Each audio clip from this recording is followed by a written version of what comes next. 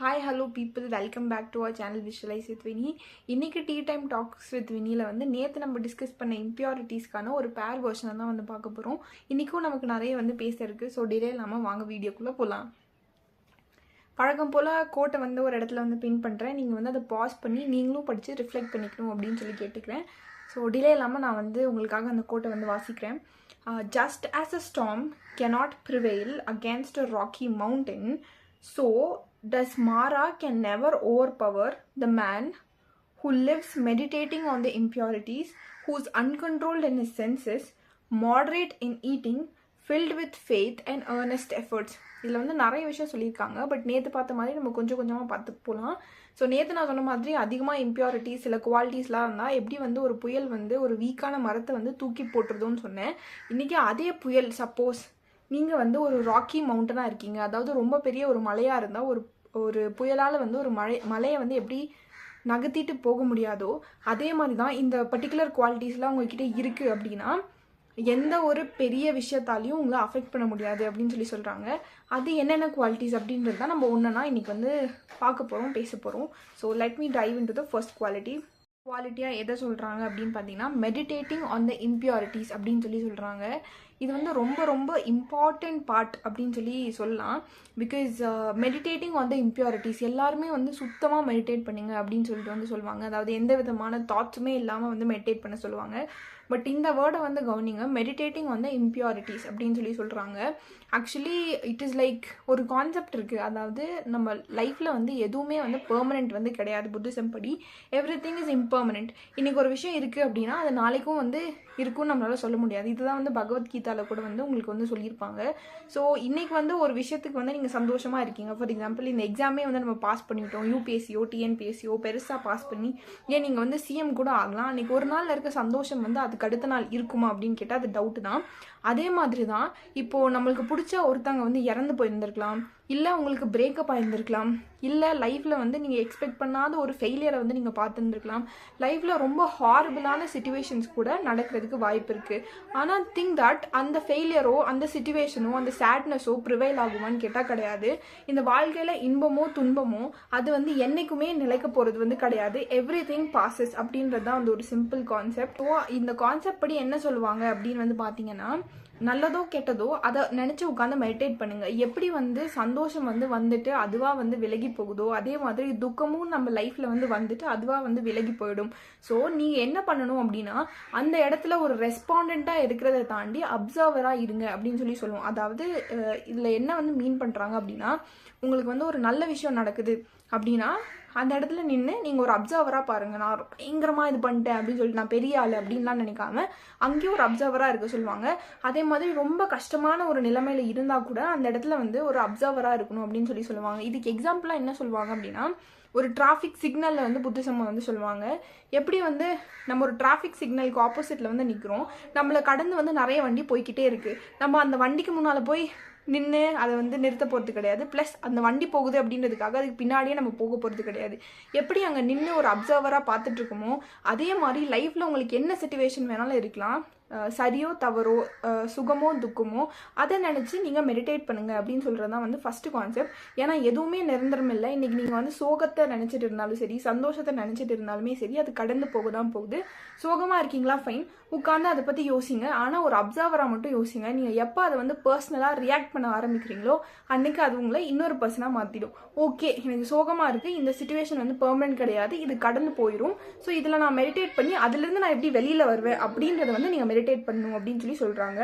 அதுக்கு அடுத்து second thing, who's controlled in his senses. நேற்றே வந்து இதை பற்றி நம்ம அதிகமாக பேசிட்டோம். ஸோ நிறைய வந்து நான் பேச விரும்பல. நேற்று நம்ம பேசினா அடக்கமாக தான் வந்து அவங்க சொல்கிறாங்க. எப்படி வந்து திருவள்ளுவர் வந்து உங்களை அடக்கமாக எல்லா புலன்களையும் அடக்கி வைக்க சொல்கிறாங்களோ அதே வந்து தான் இங்கேயும் சொல்கிறாங்க.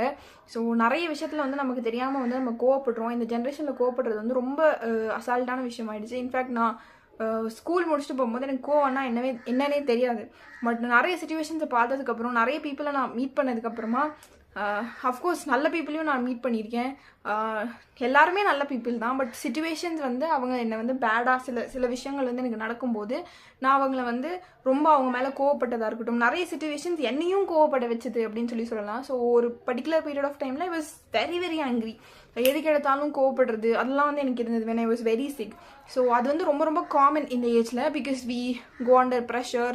நம்ம வந்து நிறைய பீப்புளை வந்து ஃபேஸ் பண்ணுறோம். இப்போ எல்லாருமே வந்து ஒரு ப்ரெஷரைசிங் சுச்சுவேஷனில் இருக்காங்க, ஒரு காம்படிட்டிவ் ஃபீல்டில் இருக்காங்க. அப்படின் போது அவங்களுக்கே தெரியாமல் பொறாமை ஆகட்டும், இல்லை நிறைய விஷயங்கள் ஆகட்டும், ப்ளஸ் நம்ம கேர் பண்ணாமல் வேறு ஏதாவது பண்ணுறதா இருக்கட்டும், அந்த மாதிரி நிறைய விஷயம் நடக்கிறது வந்து ரொம்ப ரொம்ப இயல்பான விஷயங்கள். அதை வந்து it takes a very big heart மன்னிக்கிறதுக்கு எல்லாமே. ஸோ நான் உங்களை மன்னிங்க அப்படின்லாம் வந்து நான் சொல்ல மாட்டேன். பட் உங்களுக்கு வந்து அந்த கோவம் வந்து கோவத்தை வந்து எல்லாருமே டபுள் எட்ஜ் ஸ்வார்ட் அப்படின்னு சொல்லுவாங்க. அதாவது நீங்கள் அவங்கள குத்திக்கிறதா நினச்சி உங்களையும் சேர்த்து தான் குத்திப்பீங்க அப்படின்னு சொல்லுவாங்க. ஸோ முடிஞ்ச அளவுக்கு கோவப்படாமல் இருங்க, அவங்களுக்காக கிடையாது, உங்களுக்காக. So control your census and that will help you to be in a meditative state. Third வந்து நம்ம ஆல்ரெடி பேசினது தான் மாட்ரேட் இன் ஈட்டிங். இதையும் வந்து நான் நிறைய பேசிட்டேன். ஸோ சாப்பாட்டை வந்து பயங்கரமாக ஹெல்த் கான்ஷியஸாக இருங்க, கண்ட்ரோல் பண்ணுங்கள் அப்படின்லாம் சொல்ல மாட்டேன். பட் எப்போ பசிக்குதோ, எப்போ உங்களுக்கு வேணும்னு தோணுதோ, உங்கள் உடம்புக்கு வேணும்னு தோணுதோ நல்லபடியாக சாப்பிடுங்க. But don't eat too much which your body doesn't require. அவ்வளோதான். ஃபோர்த் ஒன் வந்து பார்த்தீங்கன்னா, இதுதான் வந்து இன்றைக்கி நான் பார்த்ததுலேயே எனக்கு பிடிச்ச last verse, filled with faith and earnest effort.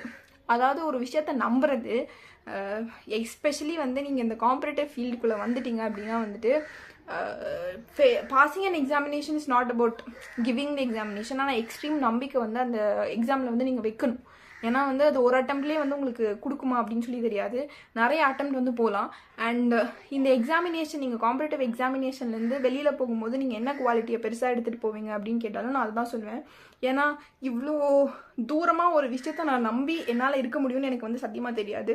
But இந்த ஃபீல்டுக்குள்ளே வந்ததுக்கப்புறம் தான் it's been like 3 years I have been in this. And இவ்வளோ லாங்காக ஒரு பர்சனால் ஒரு விஷயத்தை வந்து பிடிச்சிட்டு இருக்க முடியுமா? Even to be very honest வந்து சொல்கிறேன், ஒரு பர்சன் கூட வந்து நீங்கள் ரிலேஷன்ஷிப்லேயே இருக்கீங்க அப்படின்னாலுமே நிறைய பாயிண்ட்டில் வந்து நீங்கள் பிரேக் அவுட் ஆயிடுவீங்க ஆஃப்டர் 6 months or 1 month. அதுக்கப்புறமும் நிறைய கண்டினியூ பண்ணுற பீப்புளெலாம் வந்து நான் பார்த்துருக்கேன். நான் வந்து என்னோட பர்சனல் ரிலேஷன்ஷிப்லாம் சொல்லலை, பட் ஐம் டெல்லிங் யூ, ஒரு நார்மல் பர்சன் கூடயே நீங்கள் இருந்தாலும் ஒரு 6 monthsக்கு அப்புறமா you will need a break, because that is human mentality அப்படின்னு வச்சுக்கோங்களேன். பட் ஒரு எக்ஸாமுக்காக அது வந்து நீங்கள் வந்து கான்டாக்டும் இல்லை, எதுவுமே இல்லை, ஆனால் உட்காந்து 3 வருஷம் போட்டுறீங்கன்னா, look at the kind of faith I have in this examination. Look at the kind of faith that people who are giving 6th attempt 7th attempt or having this examination. அது வந்து உங்களுக்கே தெரியாமல் வந்து நீங்கள் பாஸ் பண்ணுறீங்க, fail பண்ணுறீங்கிறத தாண்டி எவ்வளோ ஆழமான ஒரு நம்பிக்கை உங்கள் மனசில், ஒரு லவ் ஃபார் தட் திங் இருக்குது அப்படின் போது இட் இஸ் ரியலி ஃபேசினேட்டிங். ஏதோ நினச்சி சந்தோஷப்படுறோம், பட் இவ்வளோ ஃபெய்த் வந்து ஒரு எக்ஸாமில் வச்சுருக்கேன் அப்படின் போது I feel happy about it.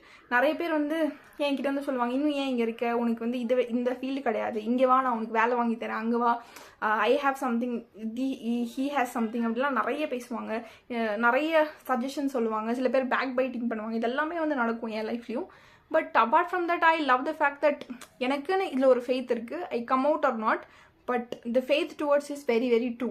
அந்த மாதிரி ட்ரூ ஃபெய்த்தில் வந்து நீங்கள் வச்சிங்களோ, நீங்கள் பாஸ் பண்ணிங்களோ லூஸ் பண்ணிங்களோ, that love is very special. அவ்வளோதான். அதுக்கடுத்து ஏர்னஸ்ட் எஃபர்ட். எஃபர்ட் வந்து எல்லாருமே போடுவோம், ஆனால் ஏர்னஸ்ட் எஃபர்ட் யார் போடுறாங்க அப்படின்றதுலாம் மேட்டர்ஸ். இது எக்ஸாமில் மட்டும் கிடையாது, எல்லாத்துலேயுமே வந்து பொருந்தும்.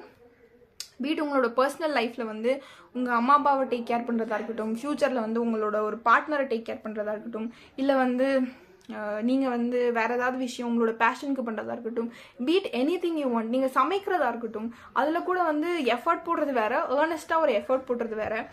ஃபார் எக்ஸாம்பிள் சொல்லணும் அப்படின்னா, நான் வந்து எனக்கு I said you right, recent டேஸில் வந்து எனக்கு சாப்பிட்றதும் ஒரு கலை அப்படின்னு சொல்லி தெரிஞ்சுது. I fell in love that, பார்த்து சாப்பிட்றது. அதே மாதிரி இப்போ நான் வந்து குக்கிங்லேயும் வந்து I got some interest. So அதுலேயுமே வந்து பார்த்திங்கன்னா ஒரு விஷயம் ரொம்ப பிடிச்சி போய், நான் நேற்று சொன்ன குவாலிட்டி, இந்த மைண்ட்ஃபுல்னஸ், அந்த எந்தூசியசமோட ஃபுல் எனர்ஜியோட என்ன பண்ணுமோ அதை ஃபுல்லாக டெடிக்கேட்டடாக பண்ணணும் அப்படின்னு சொல்லிட்டு ஒரு டிஷ் எடுத்தேன்னா, அது இல்லை அப்படின்னா, எங்கள் ஊரில் வந்து ரொம்ப ஸ்டெப்ஸ் ஏறி இறங்கி கடையில் இல்லை அப்படின்னா 1 கிலோமீட்டர் போனாலும் நடந்து நான் வாங்கிட்டு வந்து அதை செய்வேன், அந்த மாதிரி. ஸோ அதே மாதிரி தான் எக்ஸாமுக்கும் உங்களால் வந்து I have seen people who have studying for like 8 hours 9 hours 10 hours. நான் வந்து ஜென்ரலாக அவ்வளோ லாங்காக படிக்க மாட்டேன், பிகாஸ் ரொம்ப லாங்காக படித்தா என்னோட மைண்ட் வந்து அதை எடுத்துக்காது. Primarily that is the fact. அது வந்து என்னோட character. So what I do, I split days, split breaks. நான் ப்ராப்பராக பிரேக் எடுத்து தான் வந்து படிப்பேன்.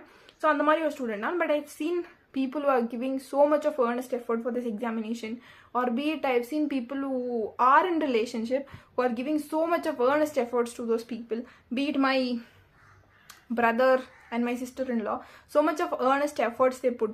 So சுற்றி இருக்க நிறைய people வந்து ஜெயிக்கிறதுக்கு காரணம் வந்து நான் எஃபர்ட்ஸ் அப்படின்னு சொல்லி எல்லாருமே சொல்லுவாங்க. பட் ஐ பிலீவ் அந்த ஏர்னஸ்ட் எஃபர்ட் தான் ஒரு ரீசன் அப்படின்னு சொல்லி நினைக்கிறேன். அந்த ஏர்னஸ்ட் ஒரு ட்ரூக்கு பின்னாடி வந்து நிறைய குவாலிட்டிஸ் வந்து வருது. So I think that next time ஏதாவது ஒரு விஷயம் பண்ணும்போது நம்ம பண்ணுறோமா அப்படின்றத தாண்டி ட்ரூவாக ஏர்னஸ்ட்டாக அது வந்து பண்ணுறோமா அப்படின்றது வந்து will take care of it அப்படின்னு சொல்லி நினைக்கிறேன். ஸோ இன்னைக்கு வீடியோவிலும் நிறைய பேசிட்டேன்னு நினைக்கிறேன். But anyway I think it will be useful for you. Meet you in another video of mine. Until then, bye from Vinita.